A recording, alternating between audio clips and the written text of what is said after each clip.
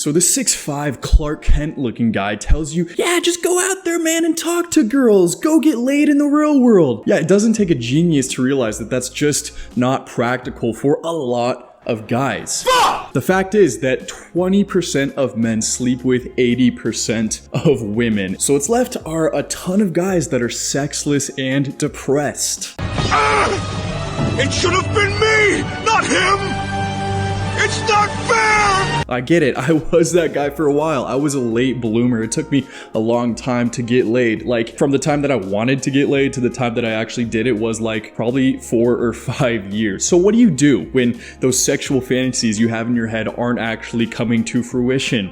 What recourse do you have? Obviously, yeah, you turn to pornography and jerking off, right? It's pretty natural, it's free, there for the taking. Our parents did it with playboys and their grandparents did it with, I don't know, hieroglyphics or something. But a little side note, don't let society gaslight you into thinking that the stuff you see in porn isn't realistic and that women won't do that. It's absolutely true. Women are out there living out your fantasies right now. There's some girl doing what you have in your head right now. And eventually you can achieve that, you can do that. With the right mindset, man. That's what all these YouTubers and people on Reddit will tell you, right? This is what all the 6'5" chads will tell you. Oh, you just gotta go out and talk to girls. Come on, man, get real. You want to get real? Let's get real. If you want to do NoFap and you're not having access to women or sex, you're having a lot of trouble getting laid, you have 3 realistic options, and I'm gonna tell you them right now. The first one is to become a man that women want to have sex with. And this is, I know, it's easier said than done. We can sit here and talk about it all day long. You can sit here and watch me and say, Brett, what the f***? Come on, and give me some real advice. I'm not saying it's gonna be easy. It is absolutely not going to be easy. But the fact is, there are guys out there that are not traditionally attractive with chiseled jawlines that are getting laid right now and having sex with a lot more people than even chads are. It should have been. And you can watch every single YouTube video you want. You can ingest all this content as you should, but you're not gonna actually learn and adapt and be able to become a guy that has access to sex until you actually compound those experiences on top of each other. Learning comes from experience. It's why Warren Buffett says he will not invest into a business unless the owner has already had 2 other failed businesses. You learn so much more from failing than you do from succeeding. So go out there, have your failures, talk to women, get rejected, go hit on ugly girls. Sorry, that's rude. Go hit on some traditionally unattractive women just to have some successes, learn what works, and then compound those. Number 2, have a profound mindset shift. And I know this sounds like some mumbo jumbo. Oh, come on. You're never gonna be able to get over those sexual fantasies and thoughts, and you never will. Those will always creep back in, but what you can do is kind of put them on the sideline. You can put them on the back burner, if you will. If you are so possessed, so passionate about something in particular, whether it's your job, fitness, learning a new skill, editing, coding, whatever it is, then you'll be so addicted and it wakes you up in the morning. You're so excited to do it that sex and all these and jerking off is kind of just falls by the wayside. It's not as important anymore. And I talk about this from experience. Sex and sexual fantasies, I don't know if you guys have noticed, but it kind of ebbs and flows. Sometimes you go like 2 weeks, all you can think about is sex and jerking off and flipping open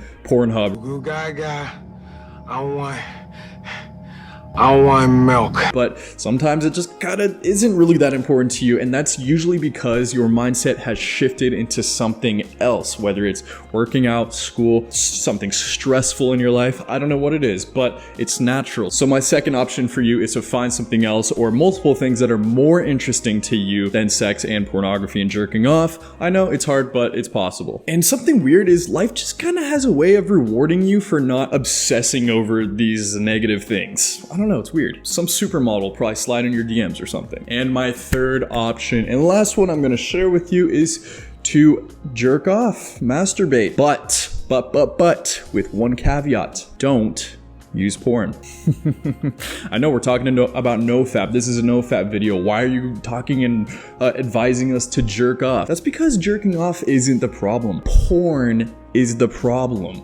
Let's be very clear here. Porn is the problem, not masturbating. Masturbating has been a thing people have been doing for thousands of years. And people, and even animals do it. Dolphins masturbate. Primates, monkeys masturbate. What the problem is giving yourself a reward for not doing anything to achieve that. So stop listening to all these teenagers on Reddit telling you need to put a cork in your cock.